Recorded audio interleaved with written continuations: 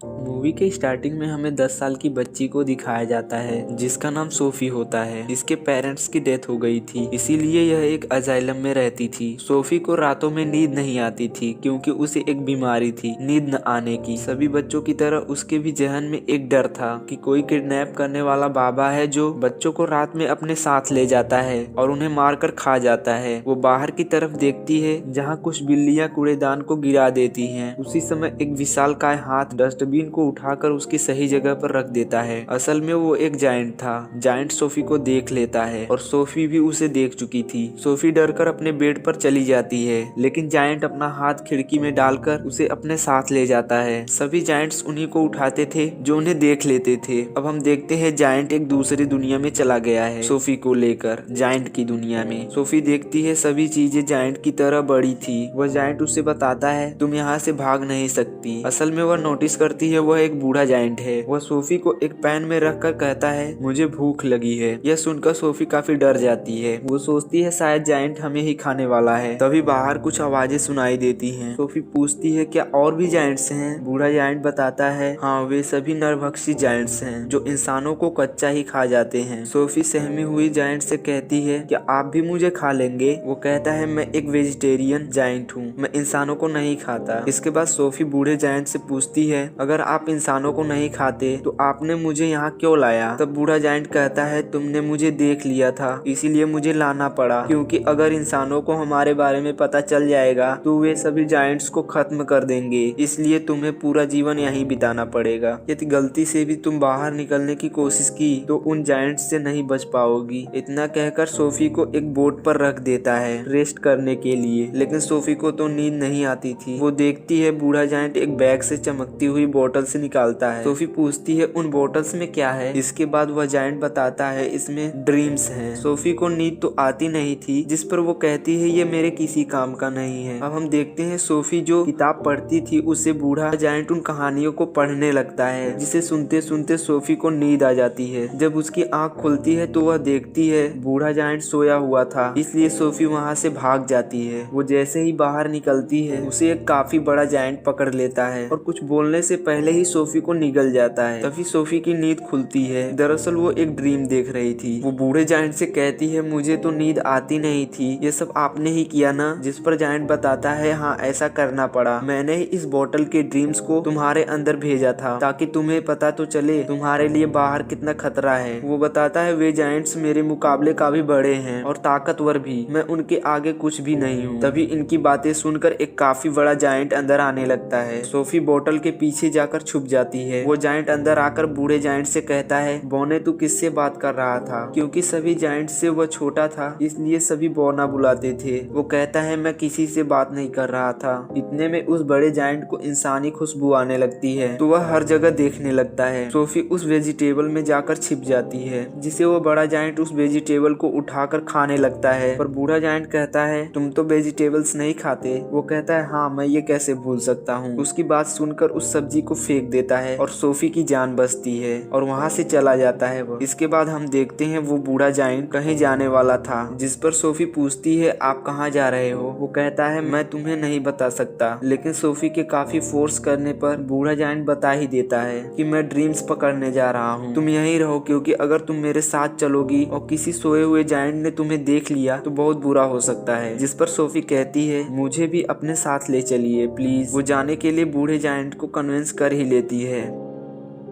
Giant Sophie को लेकर बाहर जाता है। उस समय सभी जायंट सोए हुए थे। वो उनके बगल से जाने लगता है, तभी उनका लीडर जाग जाता है। इसके बाद सभी जायंट भी जाग जाते हैं और बूढ़े जायंट को सभी परेशान करने लगते हैं। वो पूछते हैं बोने कहाँ जा रहे हो? इंसानों के बीच जाकर हमें खतरे में डालना चाहते हो? जिस पर बूढ़ा जायंट कहता है नहीं, मैं कुछ काम से बाहर जा रहा था। सोफी मौका देखकर एक कार में चली जाती है। बूढ़ा जायंट उन्हें आसमान की तरफ दिखाता है। आसमान में बादल छाए हुए थे। उन्हें पानी से डर लगता था। असल में उन्हें वाटर फोबिया था। तभी बारिश स्टार्ट हो जाती है, सभी छिपने लगते हैं। इतने में बूढ़ा जायंट सोफी को लेकर वहाँ से पहाड़ों की तरफ निकल जाता है। बादलों को नीचे छोड़ते हुए माउंटेन के टॉप पर एक झील के पास लाता है। बूढ़ा जायंट झील में कूद जाता है और उसके साथ सोफी भी। दोनों झील के उस पार जाते हैं जहाँ एक खूबसूरत सा दिखने वाला ट्री था। उस ट्री के आसपास वो सारे ख्वाब थे। ये एक ड्रीम्स की दुनिया थी। बूढ़ा जायंट काफी ड्रीम्स को पकड़ता है और सोफी भी उसके साथ कुछ अच्छे व बुरे ख्वाब को पकड़ती है। दोनों ख्वाब लेकर घर चले जाते हैं। हमें दिखाया जाता है दोनों काफी अच्छे दोस्त बन चुके हैं, इसलिए सोफी उसे BFG बुलाती है, जिसका मतलब था बिग फ्रेंडली जायंट। दोनों ड्रीम्स को लेकर इंसानी दुनिया में आते हैं। सिटी में सभी बच्चे सोए हुए थे। बूढ़ा जायंट उनके नींदों में अच्छे ख्वाबों को भेजता है ताकि वे अच्छे ड्रीम्स देख पाएं। इससे पता चलता है कि BFG काफी रहमदिल जायंट था। सोफी BFG से पूछती है आपकी उम्र कितनी है, जिस पर BFG बताता है जायंट का कोई उम्र नहीं होता। जब से ये दुनिया बनी है तब से हम भी यहाँ मौजूद हैं, बस इन दीवारों के पीछे छिप कर रहते हैं, इंसानों से बचकर।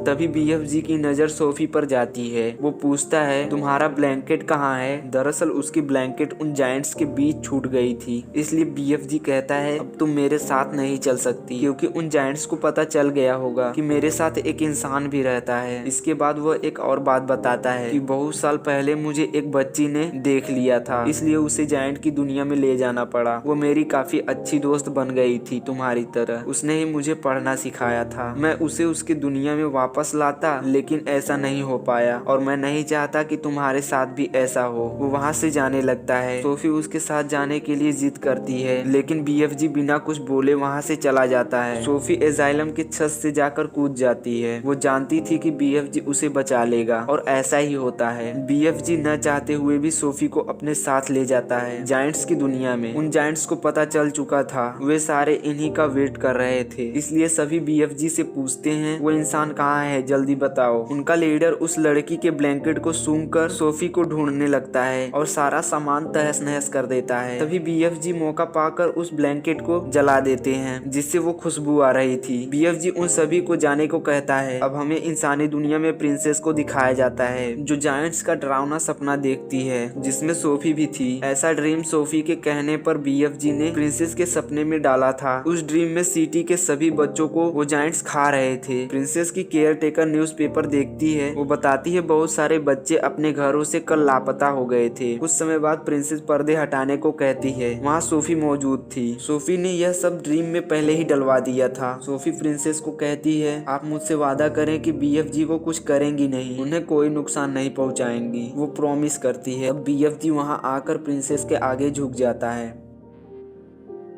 प्रिंसेस BFG को एक बड़ा दावत देती है। वो दोनों प्रिंसेस को बताते हैं 9 ऐसे जायंट्स हैं जो इंसानों को खा लेते हैं। यह सुनकर प्रिंसेस उनकी हेल्प करने के लिए तैयार हो जाती है। वो पूरी फोर्स को आदेश देती है। सभी आर्मी फोर्स BFG के साथ हेलीकॉप्टर पर बैठकर जाने लगते हैं। पूरी तैयारी के साथ जा रहे होते हैं। उनके प्लान के अनुसार BFG ड्रीम का एक जार लेकर सोफी को देता है, जहाँ सोफी सोए हुए जायंट्स के पास जाकर उस जार को तोड़ देती है, लेकिन उन जायंट्स का लीडर जाग जाता है। दूसरी तरफ देखते हैं वो सभी ड्रीम्स उन सोए हुए जायंट्स के नींद में जाते हैं और उनको अपने किए पे गिल्टी महसूस होती है। इधर देखते हैं सोफी पर अटैक कर देता है वह जायंट, लेकिन तभी वहाँ BFG आ जाता है। वो जायंट BFG को पकड़कर मारने लगता है, लेकिन तभी वहाँ आर्मी फोर्सेस वहाँ आ जाती है और सभी को पकड़कर एक आइलैंड पर छोड़ देती है, जिसके चारों तरफ समुद्र था। उनको पानी से डर लगता था, इसलिए सोफी उनके लिए वेजिटेबल्स नीचे फेंकती है ताकि वो अब सारी जिंदगी वही सब्जी उगाकर खाएं।